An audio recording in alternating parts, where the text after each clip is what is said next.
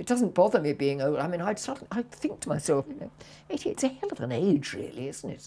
87, you know. How did I get here?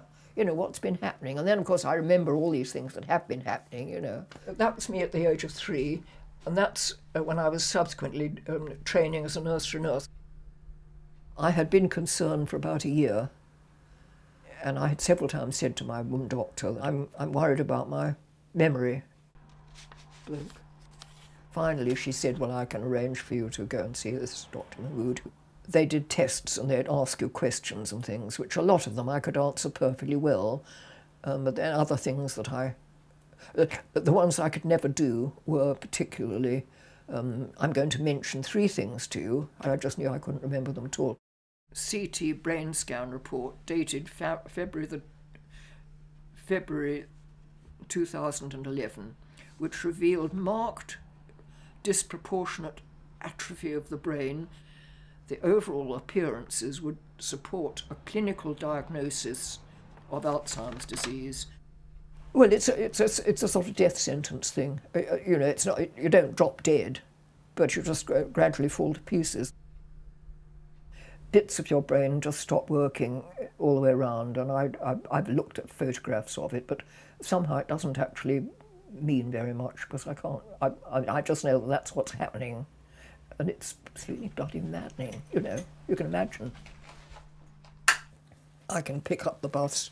There's one bus that comes along here and it goes round into the main street and goes in onto Leamington, and so I go in on, and there are buses all the way up on both sides of the street with those, and the same here. And they're every 15 minutes, which is brilliant. You need to put your hand up. I have had them go shooting past because I didn't get my hand up in time. When I hand up my little ticket thing, sometimes there's a sort of shutter down, and they look at you, and I'm not quite sure what I'm supposed to do with it, you know. There's nothing to put it on, and you have to hand it to them, and I never know which way up they want, and 1 or 2 of them joked and sort of said, other way up, you know. And the ticket doesn't come out, and then I don't know why. What I do notice is that they vary very much in how long they give you to get to your seat if you're getting on. Perhaps that's the other thing, because the buses are incredibly jerky, and they're having to stop all the time along here and going through town and so on. You know, you're knowing that it's going to stop in a minute, and then there'll be the big jerk. And I always joke with people, you know. I did land up on one time, landing up on one poor man who was sitting there on the end seat, you know, in his arms, more or less. Not that he seemed to mind, but, you know, it made me very careful. So I do hold on to things all the time. Normally there's the driver, and one of them I did see. The very old, very little frail woman went to get out, and she was going very slowly, and he was waiting to go, and he shut the door and her hand got caught in it, and I thought, that is terrible. He opened it again and she seemed to be all right, but I thought, my God. So whenever now I always say to people, you know, if there are several people getting out, I say, you know, do go first because I'm rather slow. And I say to the driver, I'm afraid I'm rather slow, because 1 or 2 of them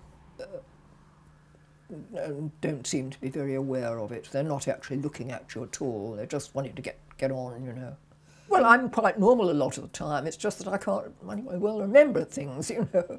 And I just say that now, and that's why I prefer to tell people, because it explains. I suppose it is really patience on their part, particularly on this route, because there are so many retired people here. What would be the main thing you would improve? Well, that they'd all be nice and jolly and greet you with a smile and courtesy, really. That's the word, isn't it?